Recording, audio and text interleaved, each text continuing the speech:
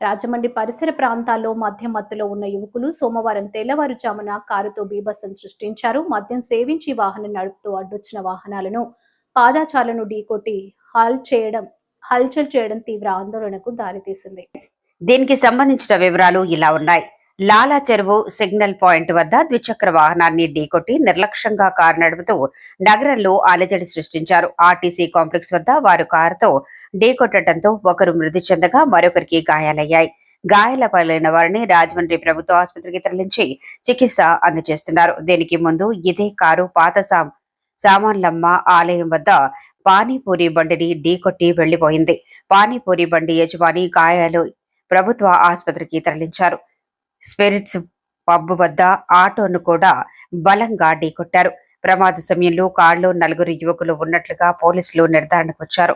Car driver ని అదుపులోకి తీసుకుని స్టేషన్ కు తరలించారు.